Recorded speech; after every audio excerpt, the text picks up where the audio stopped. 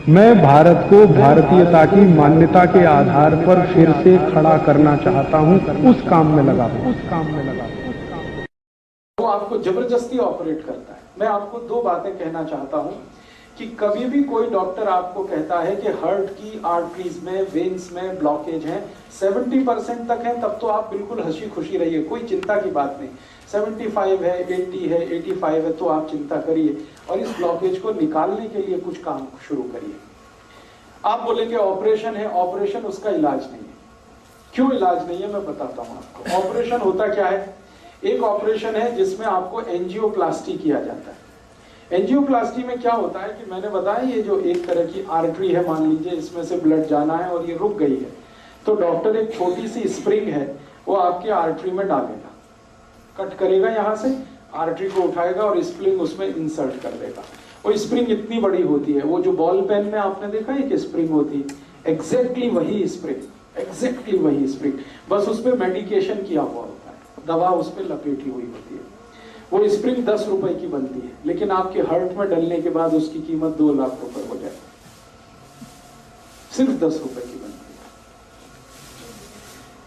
आपको हैरानी होगी ये जानकर कि इतनी लूट मची है। हाँ, इतनी ही लूट मची है इस देश में। 10 रुपए की चीज को आपके हार्ट में डाल के वो कहेगा कि अब तो 2 लाख का बिल हो गया, 2.5 लाख का बिल हो गया, 3 लाख का बिल हो गया। आपको पता नहीं है, आप क्रॉस चेक नहीं करते और हम ये मान के बैठे हैं कि ये तो भगवान है जो डॉक्टर है। लेकिन आपको मालूम नहीं है कि भगवान जब होता था, डॉक्टर तब होता था, अब नहीं है। अब तो वो शैतान से भी ज्यादा खतरनाक है।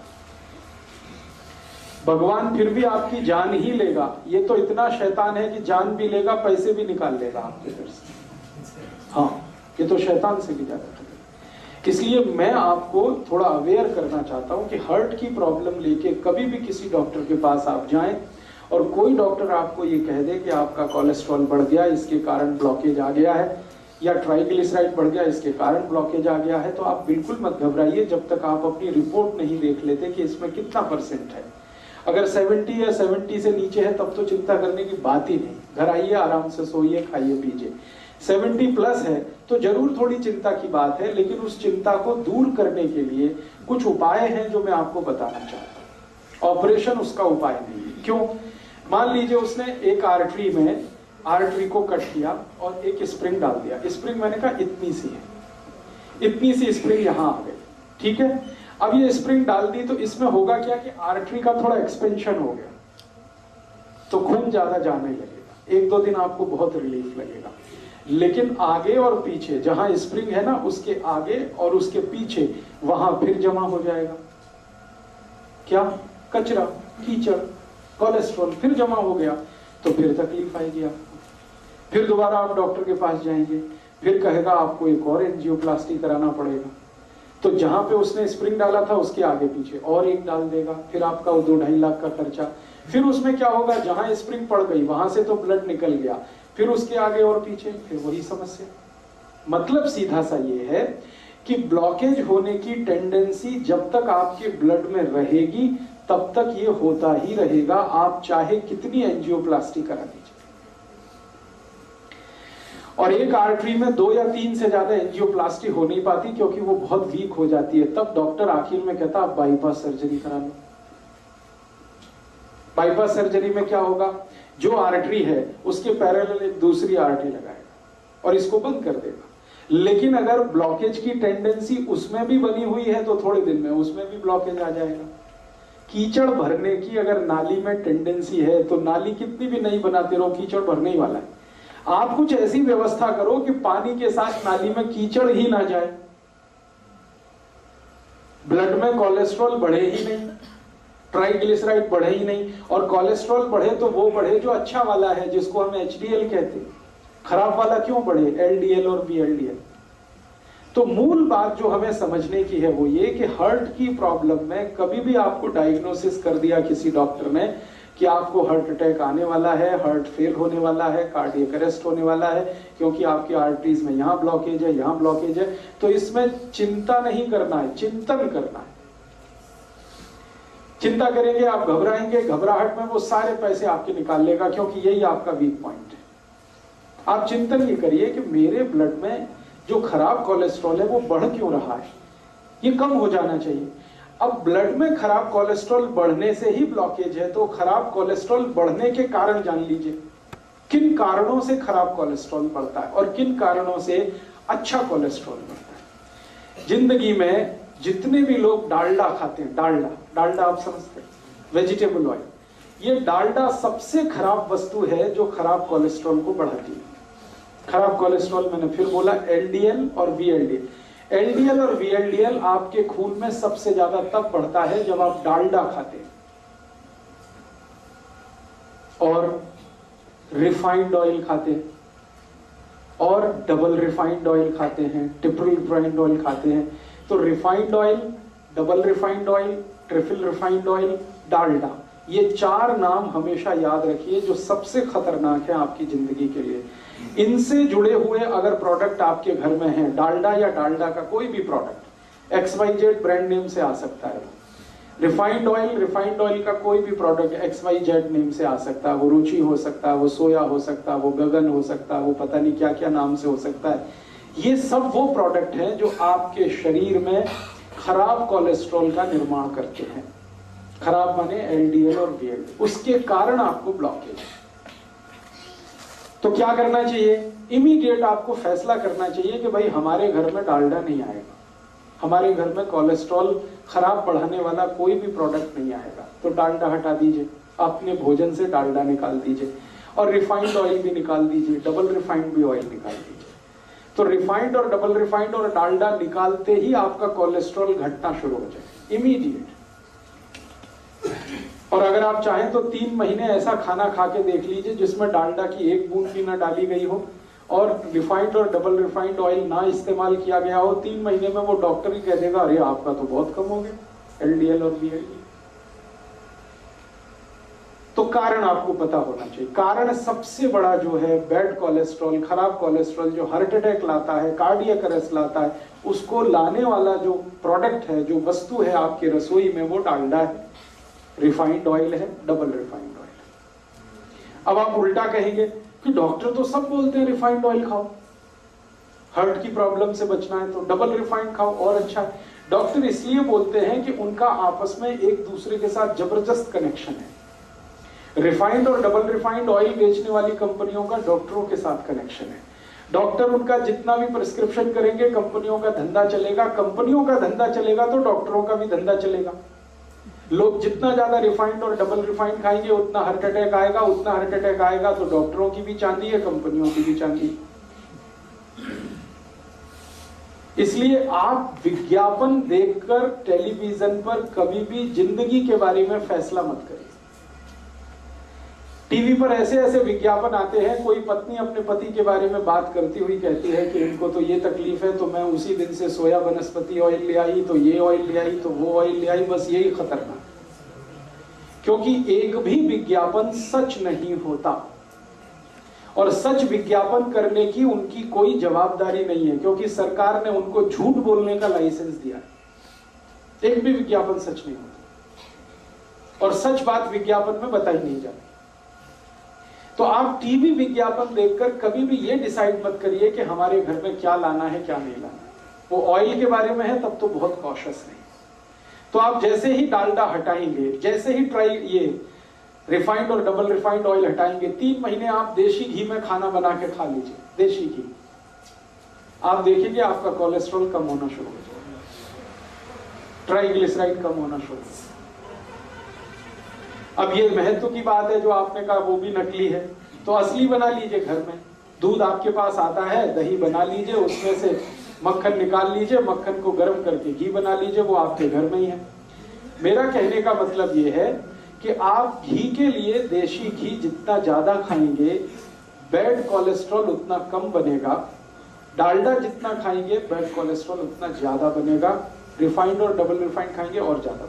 तो पहली बात अपने जीवन में याद रखिए कि हार्ट से जुड़ी हुई किसी भी प्रॉब्लम में तेल तुरंत बदल दीजिए।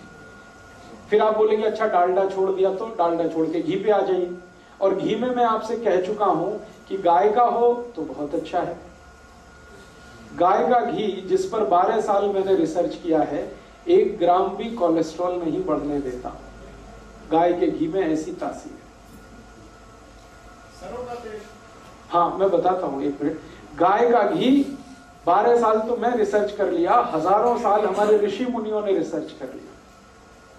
गाय का घी 1 ग्राम भी कोलेस्ट्रॉल किसी का बढ़ने नहीं देता, कितना भी खा लें आप, 1 ग्राम भी नहीं बढ़ने देता। बढ़ने देता है जो घी वो भैंस का है। तो जिनको हार्ट की प्रॉब्लम है उनको भैंस का घी तो छोड़ ही देना अच्छा है, गाय का घी कहीं से अरेंज करना। अब आप बोलेंगे गाय नहीं है तो गाय लाइए, गौशाला है पटियाला में, वो गौशाला वालों से निवेदन करिए, वो देशी गाय पालेंगे, आपको घी भी देंगे, दूध ही मिलेगा। ये सारी समस्याओं का समाधान हम कर सकते हैं। बात जो मोटी समझने की है वो गाय के घी की है। दूसरी जानकारी कि आपके घर में तेल एकदम शुद्ध लाइए। ये जो रिफाइंड तेल है ना ये छोड़ दीजिए, शुद्ध तेल लाइए। शुद्ध तेल कैसा? सरसों आपके बाजार में मिलती है, सरसों लेके जाइए, तेल निकालने वाली मशीन को दीजिए कि भाई मेरा तेल निकाल के दो। तो जिस कंडीशन में वो तेल निकाल के देता वही शुद्ध है। ज्यादा से ज्यादा उसको फिल्टर करा लीजिए। एक फिल्टर्ड ऑयल आता है और एक रिफाइंड ऑयल आता है। रिफाइंड ऑयल गलती से भी मत लाइए, फिल्टर्ड लाइए। फिल्टर माने छान के, बस इतना ही है, उसमें कुछ केमिकल मिक्सिंग नहीं है। तो आप फिल्टर ऑयल लाएंगे, सरसों का लाएं तो, नारियल का लाएं तो, मूंगफली का लाएं तो, तिल का लाएं तो, जो तेल आप खाते हैं। वैसे आपके लिए सबसे अच्छा तेल सरसों का ही है, क्योंकि हम नॉर्थ बेल्ट में जितने भी लोग रहते हैं सबके लिए सरसों बहुत अच्छी है। तो सरसों का तेल तो सबसे ही अच्छा है, लेकिन कोई लोग ऐसे भी हैं जो नारियल का तेल खाते हो या मूंगफली का खाते हो या तिल का खाते हो, उनके लिए भी मेरा यही रिक्वेस्ट है कि शुद्ध तेल लाइए। नारियल का लाएं तो, तिल का लाएं तो, मूंगफली का लाएं तो। आप कहेंगे वो बहुत गाढ़ा होता है। मैं आपको एक जीवन का ऐसा सच बताना चाहता हूं जो डॉक्टर जानता है लेकिन वो बताता है। तेल जितना गाढ़ा होगा उतना अच्छा, दूध जितना पतला होगा उतना अच्छा। तेल जितना गाढ़ा होगा उतना अच्छा, दूध जितना पतला होगा उतना अच्छा। अब पतला दूध आपको चाहिए तो वो गाय पे ही मिलेगा, भैंस का तो नहीं मिलेगा। और गाढ़ा तेल चाहिए तो शुद्ध तेल ही गाढ़ा होता है, रिफाइंड तेल तो बिल्कुल पानी के जैसा है।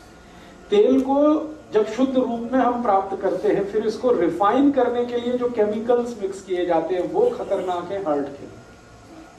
वो सब हमारे एलडीएल और वीएलडीएल को बढ़ाने वाले हैं वो सारे। मेरे कुछ मित्र हैं जो डॉक्टर हैं, हार्ट स्पेशलिस्ट हैं, अलग अलग गांव में, माने अलग अलग शहरों में काम करते हैं। हम सबका एक ग्रुप है। हमने ग्रुप स्टडी किया पिछले 10 साल कि जिसके क्लिनिक में, जिसके पास भी हार्ट अटैक का पेशेंट आता है, ऑपरेट करने के पहले उसका पूरा हिस्ट्री लेना, तब ऑपरेशन करना। और हिस्ट्री में पहला ही सवाल हम पूछते हैं, तेल कौन सा खाते हो? तो 10 साल जितने भी मरीजों के बारे में हमने जानकारी इकट्ठी की, 90% मरीज वो थे जिनको हार्ट अटैक आया और रिफाइंड तेल खाते, और डबल रिफाइंड खाते, उनको और जल्दी आता है। और जो मरीज हमको आके बोलते हैं कि जी हम तो शुद्ध तेल खाते हैं, प्योर तेल खाते हैं, वो सिर्फ 10% ही है। माने 90% खतरा ज्यादा है हार्ट अटैक होने का जब आप रिफाइंड तेल खा रहे हैं, डालडा खा रहे हैं, डबल रिफाइंड खा रहे हैं। तो तेल बदल दीजिए, घी बदल दीजिए। डालडा की जगह देशी घी लाइए। देशी घी गाय का होगा तो बहुत अच्छा है, नहीं तो भैंस का ला रहे हैं तो मात्रा थोड़ी कम करिए, ज्यादा मत खाइए। जितना खा सकते, जितना पचा सकते हैं उतना ही खाइए। ये महत्व की बात है कि घी, देशी घी कभी भी गाय का होगा तो 1 ग्राम भी कोलेस्ट्रॉल नहीं बढ़ाएगा। इसमें आप बिल्कुल बेफिक्र रहिए, क्योंकि 10 साल मैं कर चुका हूं ये काम, और मुझसे पहले पुराने वैद्यों ने सैकड़ों साल ये काम करके देखे। हमारे पुराने जमाने का याद करिए, हमारे दादा दादी, नाना नानी आधा आधा कटोरी घी खाते, किसी को हार्ट अटैक नहीं था। हाँ, बस यही बात है महत्व की। मेहनत भी करते थे, खेत में जाते थे, हल चलाते थे, कुदाली चलाते थे, 10-10 किलोमीटर पैदल जाते थे, कंधे पर वजन रख के चले जाते थे, तो मेहनत उनकी होती थी। इसका मतलब ये है कि प्रॉब्लम जो है वो घी के साथ नहीं है, प्रॉब्लम आपके एटीट्यूड के साथ है कि आप अगर मेहनत कर रहे हैं तो घी बिल्कुल पचेगा, आपको चिंता मत करिए। आप कुछ भी मेहनत नहीं कर रहे हैं तो वही घी मारेगा फिर आपको। तो घी का कसूर नहीं है, कसूर आपका है। आप मेहनत नहीं करते। छोटे छोटे काम में भी हम मेहनत से अब चुराने लगे हैं अपना जी। ट्रैक्टर आ गया तब से तो और ज्यादा जी चुराना हमने शुरू कर दिया है। हर काम के लिए और स्कूटर या मोटरसाइकिल यूज करते हैं, कार यूज करते हैं, सब्जी भी लेने जाएंगे तो उसके लिए हमें ये सब लगता है। पैदल चलना हमारा इतना कम हो गया है, पहले बहुत पैदल चला जाता था, साइकिलें होती थी, पैदल चलते थे, तो ये सब फिजिकल वर्क पहले था, अभी बहुत कम है। तो इसमें घी का क्या दोष है? आप घी को गाली क्यों देते हैं? अपने को गाली दीजिए ना, हम मेहनत नहीं करते, हम निकम्मे हो गए, हम कामचोर हो गए, इसलिए ये प्रॉब्लम। इसमें घी का कोई दोष नहीं। घी का दोष तब आएगा जब आप मेहनत भी करें और उसके बाद भी आपका कोलेस्ट्रॉल बढ़े तब, लेकिन ऐसा कभी हुआ नहीं आज तक। मेहनत करने वालों को घी बहुत अच्छे से डाइजेस्ट होता है। तो इसलिए आप घी तो रखिए, देशी घी अपने घर में, रसोई में।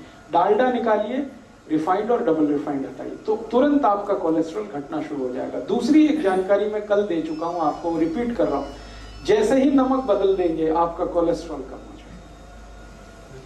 नमक कल मैंने बताया, समुद्री नमक छोड़कर आप सेंधा नमक पे आ जाएंगे, काले नमक पे आ जाएंगे, कोलेस्ट्रॉल अपने आप गिरने लगेगा, ट्राइग्लिसराइड गिरने लगेगा। तो ये दूसरी बात याद रखिए। और तीसरी बात ये याद रखिए कि जितनी ज्यादा छिलके वाली दाल और छिलके वाली सब्जियां खाएंगे उतना ही कोलेस्ट्रॉल आपका घटता चला जाएगा। छिलके वाली दाल और छिलके वाली सब्जियां, जैसे लौकी है, तोरई है, टिंडा है, कद्दू है, करेला है, इन सब सब्जियों में हम छिलका उतारते हैं। ये मत उतारिए, छिलका उतारना बंद कर दीजिए, क्योंकि सब्जियों का सबसे ज्यादा प्रोटीन छिलके में है और फाइबर भी छिलके में। तो आप छिलके वाली सब्जियां खाइए। जिनको भी हार्ट की प्रॉब्लम है, ये सब बात उनके लिए हो रही है, सब के सब छिलके वाली सब्जियां खाएं। आलू भी छिलके के साथ खाएं तो अच्छा है, आलू का भी छिलका ना होता है। तो आप कहेंगे फिर स्वाद नहीं लगेगा, लगेगा। आलू को उबालें और उबालकर सब्जी में डालें, छिलका ना उतारें तो भी स्वाद लगेगा। तो आलू है, गोभी है, पत्ता गोभी है, या तो पत्ता गोभी और गोभी का जो छिलका समझते हैं, वो जो डंठल होते हैं, छोटे छोटे पीस काट के आपकी सब्जी में रखिए उनको। बहुत काम की चीज है, जो आप निकाल देते हैं वो बहुत काम की चीज है। करेले का छिलका कभी मत उतारिए, लौकी का मत उतारिए, तोरई का मत उतारिए, कद्दू का मत उतारिए। ज्यादातर सब्जियां छिलके वाली खाना शुरू कर दीजिए, कोलेस्ट्रॉल अपने आप घटने लगेगा, खराब होगा। हाँ, मैं आपको वो भी बता दूंगा, आप उसकी चिंता मत करिए। छिलके वाली सब्जियां भरपूर खानी है, छिलके वाली दालें खानी है। मूंग की दाल खानी है तो छिलके वाली, उड़द की दाल खानी है तो छिलके वाली, माँ की दाल खानी है तो उस पर छिलका रहे, अरहर की दाल में छिलका, माने बिना पॉलिश की हुई दाल छिलके वाली। और चावल भी आप खाइए, वो भी छिलके वाला। चावल एक आता है छिलके वाला, एक बिना छिलके वाला। जो छिलके वाला चावल है वो रेड कलर का होता है, हल्के से लाल रंग का होता है, उस पर पॉलिश नहीं होती। तो बिना पॉलिश किया हुआ चावल खाइए, बिना पॉलिश की हुई दाल खाइए। हाँ, पकेगा। कैसे पकेगा, तरीका मैं बता देता हूँ। हाँ, ब्राउन राइस, ब्राउन राइस जिसको आप कहते हैं, वो छिलके सहित होता है, इसलिए ब्राउन है। वो बहुत अच्छे से पकता है। कैसे पकता है? चावल को पकाते समय थोड़ा 2 बूंद घी डाल दीजिए, बहुत अच्छे से पकता है, बहुत अच्छे से पकता है। या चावल पकाते समय थोड़ा नींबू निचोड़ दीजिए उसमें, बहुत अच्छे से पकता है। एक एक दाना उसका खिला अलग रहता है। तो छिलके वाला चावल, छिलके वाली दालें, छिलके वाली सब्जियां, ये सब खाना है हर उस मरीज को जिसको कोलेस्ट्रॉल बढ़ा है, हार्ट के अटैक आने की संभावना है, या आर्टरीज और वेन्स में कचरा जमा हो गया। 3 बातें हुई। चौथी बात और एक जानकारी दे दूं कि जो रोटी आप खा रहे हैं, रोटी मोटे अनाज की खाइए। जितना मोटा अनाज उतना ही हार्ट के लिए अच्छा। जैसे मक्की है, बहुत अच्छी है हार्ट के लिए। बाजरी है, बहुत अच्छी है हार्ट के लिए। ज्वारी है, बहुत अच्छी है हार्ट के लिए। गेहूं उतना अच्छा नहीं है हार्ट के लिए। अगर गेहूं खाना ही है तो अकेला गेहूं मत खाइए, उसमें मिक्स करिए। क्या मिक्स करें? थोड़ा चना मिक्स कर दीजिए, थोड़ा सोयाबीन, थोड़ी ज्वारी, ऐसी चीजें मिक्स करिए जो मोटे अनाज में आती है। फिर उसकी रोटी बनाइए। मिस्सी रोटी कहते हैं या क्या रोटी कहते हैं? मिस्सी रोटी, यस, वो खाइए आप। गेहूं की रोटी कभी भी मत खाएं, ना खाएं वो सभी पेशेंट जिनको हार्ट की प्रॉब्लम है। मिस्सी रोटी खाएं, मोटी रोटी खाएं। और जब गेहूं आप पीसने के लिए लेके जाते हैं चक्की पर और गेहूं के साथ बहुत सारी चीजें, तो उसको बोल करके मेरा आटा मोटा पीसो, बारीक मत पीसो। और बिना रोले तो हाँ, मेरा आटा मोटा पीसो, बारीक मत पीसो। और वो आटा घर में लाके कभी भी छलनी से छानना नहीं, क्योंकि उसकी जो चोकर आपने निकाल दी वही आपके हर्ट को बचाने वाली है। जो ऊपर के छिलके हैं, जो चोकर है, वही आपके खून को पतला करती है। तो इसलिए इस तरह से आप अपने लाइफ को थोड़ा एडजस्ट करिए। अगर हर्ट की प्रॉब्लम, अगर आपने ये सब शुरू कर दिया और थोड़ी 2-3 चीजें और अगर कर सकें तो बहुत अच्छा है। शाम को मैंने कहा खाने के बाद कम से कम 1000 कदम पैदल चलना, आपको वॉकिंग करना शाम को बहुत जरूरी है। दोपहर के खाने के बाद आराम करना बहुत जरूरी है, थोड़ा वज्रासन में बैठना बहुत जरूरी है। ये सब करते हुए अगर आपने अपने आप को ढाल दिया तो मैं आपको स्टाम्प पेपर पर लिख के देता हूं, जिंदगी में कभी भी हार्ट अटैक नहीं आएगा, कितना भी कोलेस्ट्रॉल बढ़ा हुआ रहने दो।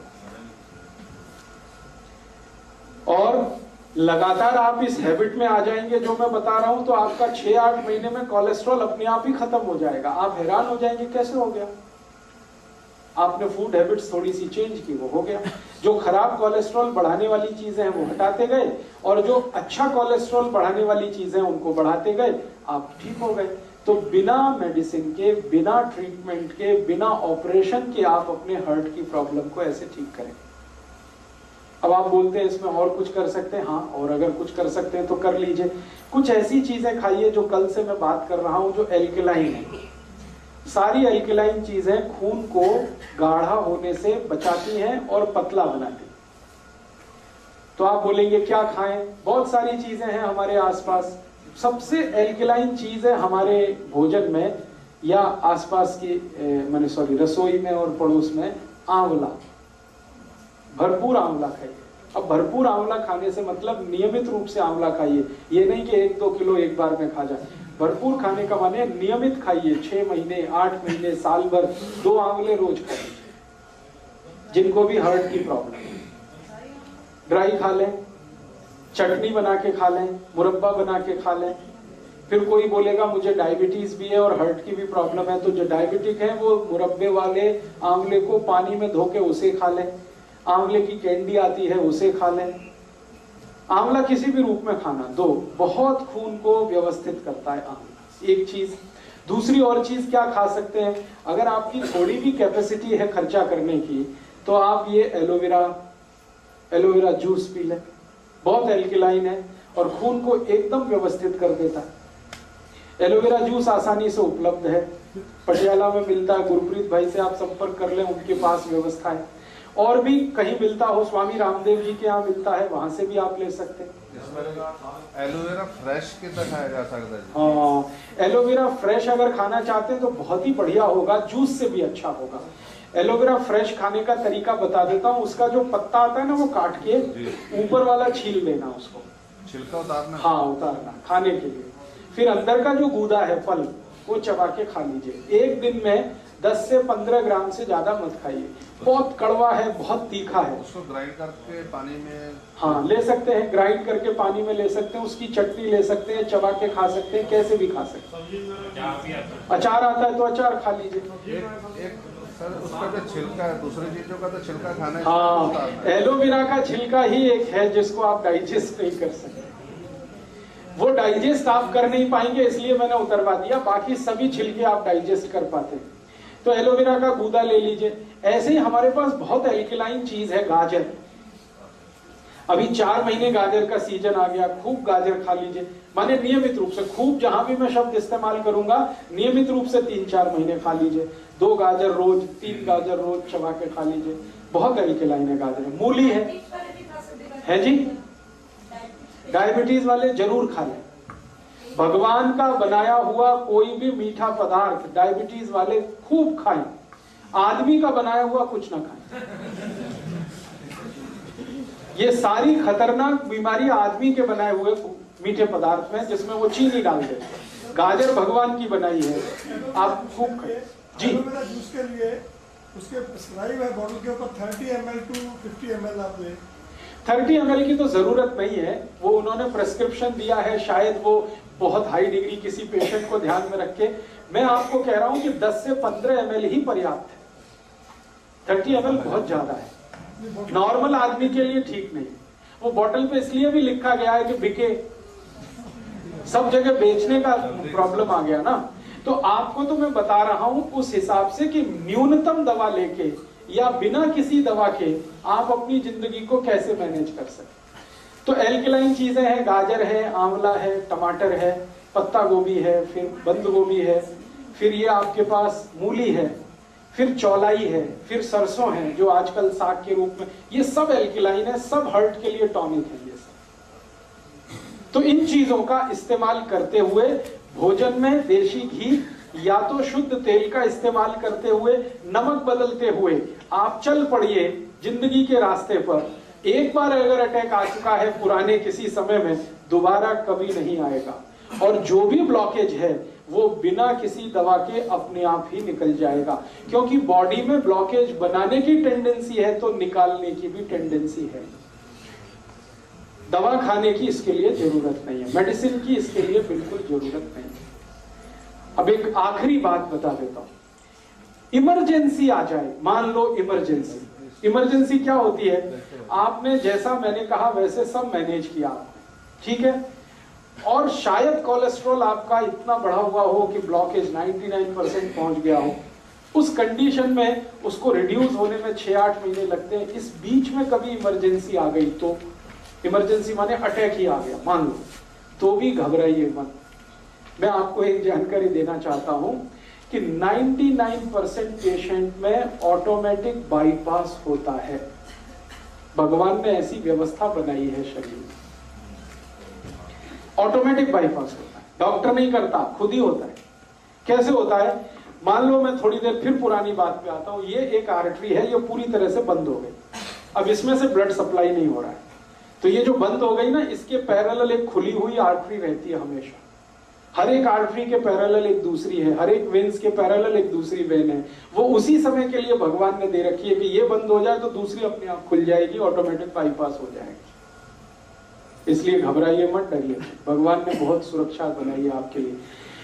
अब जान के रखिए इस बात को कि हो सकता है ऑटोमेटिक बाईपास हो जाए और आप डॉक्टर के यहाँ एडमिट हो, डॉक्टर को भी मालूम है कि इनका बाईपास हो चुका है, फिर भी वो कहेगा कि आपको तो बाईपास करना है, तो वो यहां से काट के फिर सिल देगा और कहेगा मैंने बाईपास कर दिया, मुझे पैसे दे दो। और हो सकता है उसने कुछ नहीं किया हो, क्योंकि बाईपास तो ऑटोमेटिक हो चुका है।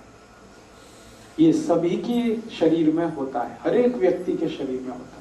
हृदय की व्यवस्था ऐसी भगवान ने बनाई। तो ऑटोमेटिक बाईपास 99% केसेस में होता है। 1% केस में नहीं हो पाता जब हार्ट फेल हो जाता है, उसी समय नहीं हो पाता, बाकी तो अटैक में तो होता ही है। इसलिए वहां भी ऑपरेशन की जरूरत नहीं है। हाँ, एक चीज जरूर ध्यान रखिए कि मान लीजिए इमरजेंसी है, आपको बहुत तेज पेन हो रहा है, एंजाइना का माने अटैक का, रात के 2:30-3 बजे के आसपास ही ये आता है। क्यों आता है वो जानना बहुत इंटरेस्टिंग है। शरीर के जितने ऑर्गन्स है ना, इंटरनल ऑर्गन्स, हार्ट है, किडनी है, लीवर है, इन सब का वर्किंग जो काम करने का एक खास समय है। एक खास समय पर हार्ट बहुत ज्यादा काम करता है, एक खास समय पर किडनी ज्यादा काम करती है, एक खास समय पर लीवर ज्यादा काम करता है। उसकी मैंने लिस्ट दी है, बाहर एक किताब है, 2 किताबों में ये लिस्ट है पूरी। आपका स्वास्थ्य आपके हाथ और अहिंसात्मक चिकित्सा, 2 किताबों में हर एक ऑर्गन का टाइम पीरियड मैंने दिया हुआ है कैलकुलेट करके कि ये हार्ट है, इसके काम करने का समय ही है 2:30 बजे से 4:30 बजे तक, ये ज्यादा काम करता है। बाकी समय काम नहीं करता ऐसा नहीं है, कम करता है। इसी तरह किडनी का समय है, इसी तरह लीवर का समय। तो जब ज्यादा काम करने का समय है हार्ट का, अटैक उसी समय आएगा।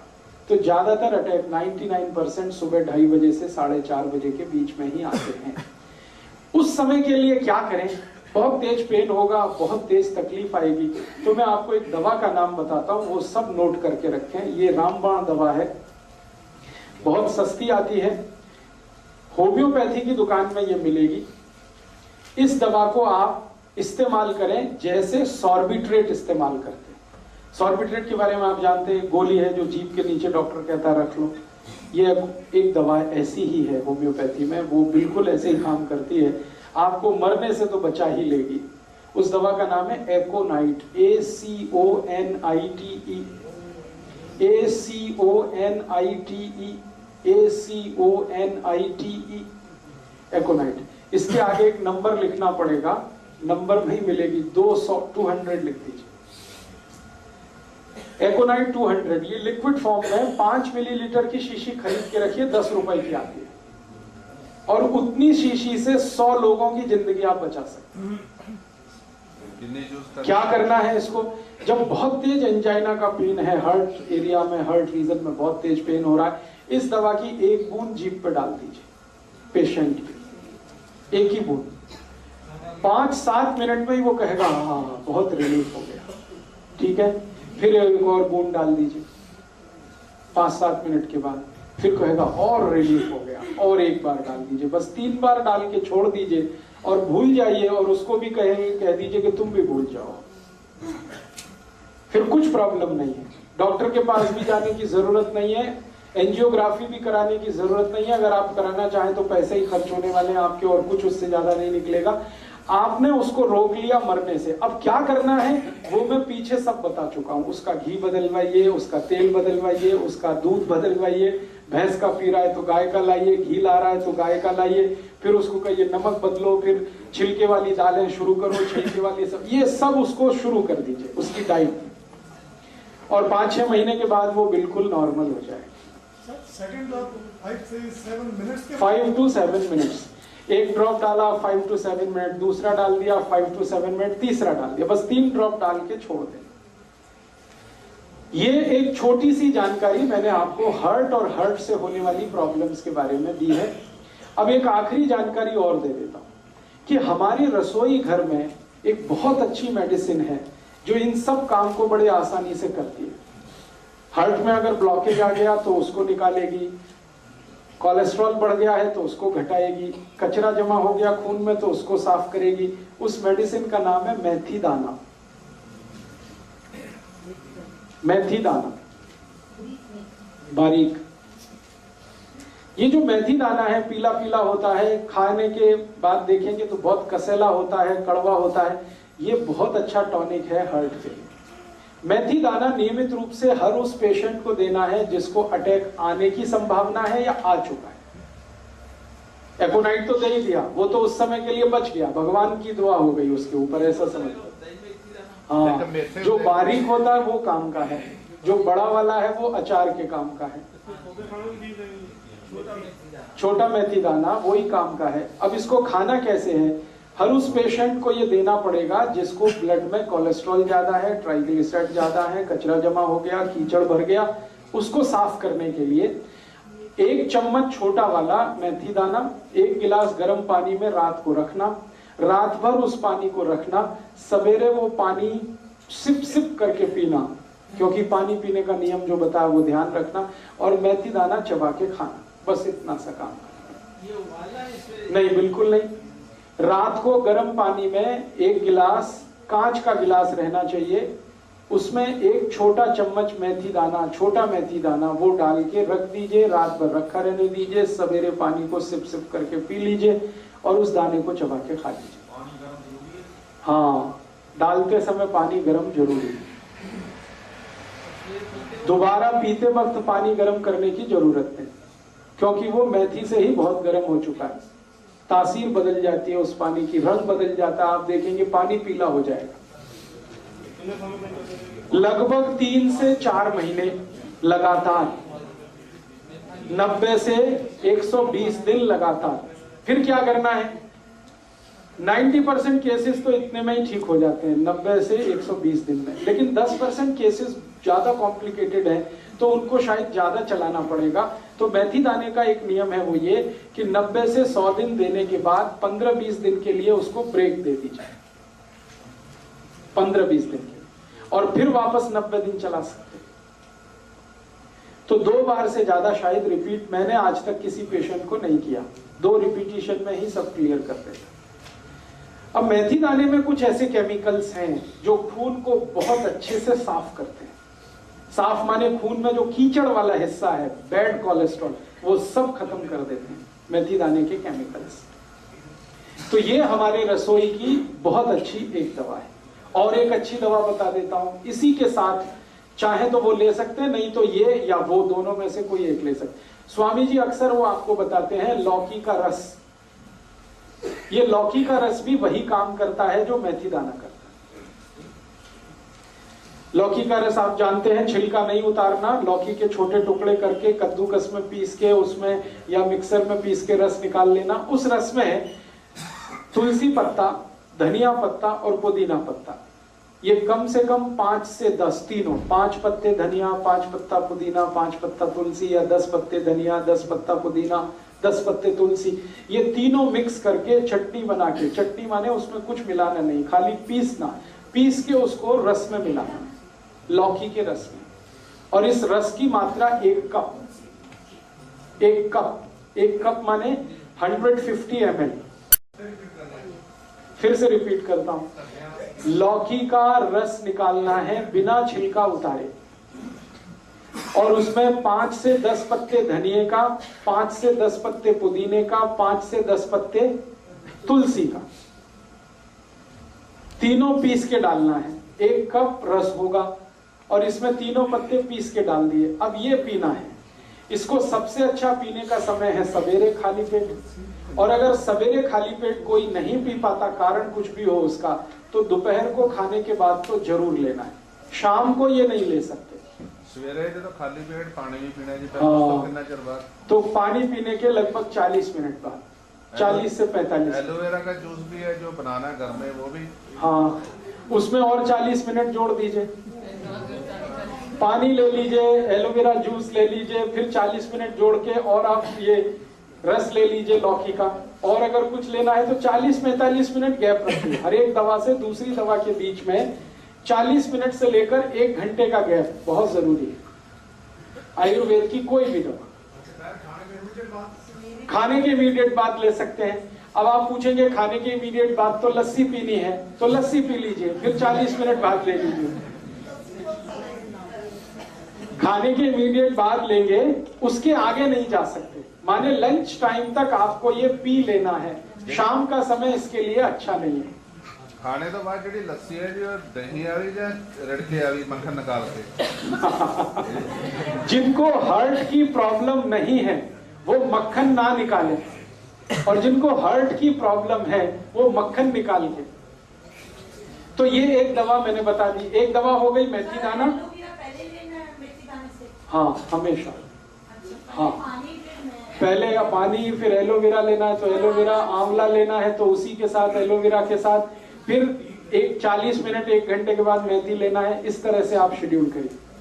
हर चीज का एक शेड्यूल। एक याद रखिए, लिक्विड चीज सबसे पहले, सॉलिड चीज उसके बाद। अब मेथी दाने में कुछ तो सॉलिड पार्ट है और एलोवेरा जूस में कुछ भी सॉलिड नहीं है, तो पहले लिक्विड बाद में सॉलिड, सवेरे का ये नियम। और एक दो जब दवाएं बता देता हूं इसी तरह की जो काम में आएंगी हार्ट के लिए। आपको अपने ही रसोई में इसी तरह की और एक बहुत अच्छी दवा है, अर्जुन की छाल। वो भी बहुत एल्कलाइन है। इस अर्जुन की छाल का पाउडर आता है, आप उसको यूज करिए हार्ट के प्रॉब्लम के लिए। जिनको भी है कोलेस्ट्रॉल ज्यादा या ट्राइग्लिसराइड ज्यादा या खून में कीचड़ जमा है, जो मैंने बोला था, अर्जुन की छाल बाजार में मिलती है, 30-40 रुपए किलो है। इसमें शहद मिला के, शहद नहीं मिला सकते तो गुनगुने पानी में मिला के, है जी, 100 रुपए किलो। तब तो आपको ठग लिया किसी ने।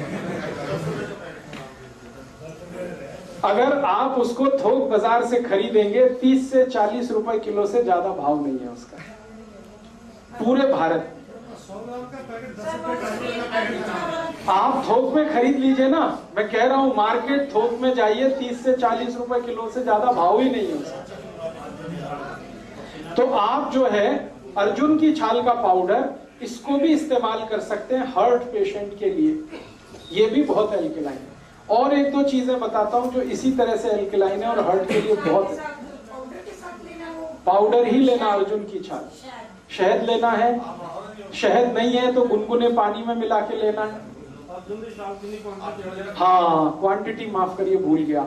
कभी भी लेना है अर्जुन की छाल का पाउडर एक बार में तो आधा टी स्पून, एक टेबल स्पून है, एक टी स्पून आधा, इतना ही लेना है एक बार में, एक दिन में, फिर दूसरे दिन लेना है, फिर उतना ही। 3 महीने लगातार आप इसे भी ले सकते हैं अर्जुन के साथ। और माफ करिएगा, ये जितनी चीजें बता रहा हूं ये सब ऑल्टरनेटिव के रूप में बता रहा हूं, एक साथ सब मत ले लेना। मैं आपको बता रहा हूं कि इतने ऑप्शंस आपके पास हैं। आपके पास लौकी है, आपके पास मेथी दाना है, आपके पास अर्जुन की छाल है, आपके पास आंवला है, आपके पास एलोवेरा है। इतने ऑप्शंस भगवान ने दिए हैं आपको। ये सभी ऑप्शनल और ऑल्टरनेटिव हैं। ये एक दूसरे के कॉम्प्लीमेंट्री नहीं है। ध्यान रखना कि इसके साथ ये ले लें, इसके साथ। कुछ लोगों को लगेगा जल्दी ठीक होना है तो सब ले लो एक साथ, तो उल्टा हो जाएगा। हाँ, इसलिए जितने पॉइंट्स मैं बता रहा हूं, या तो ये या तो ये या तो ये, और इसलिए ज्यादा बता रहा हूं कि आपको इस बात का आइडिया हो कि हम कितने रिच हैं। भारत कितना रिच है कि खाली रसोई में हार्ट को ट्रीट करने की कम से कम 20 दवाएं हैं जो दुनिया के किसी किचन में नहीं, वो हमारे यहां। तो हमारी रिचनेस का पता चले। और दूसरा, हमारे पुराने बुजुर्ग, दादा दादी, नाना नानी जो कहते रहे हैं उस पर आपका भरोसा बढ़े, इसलिए ये सब इतनी बता। वरना एक बता के मैं छोड़ देता कि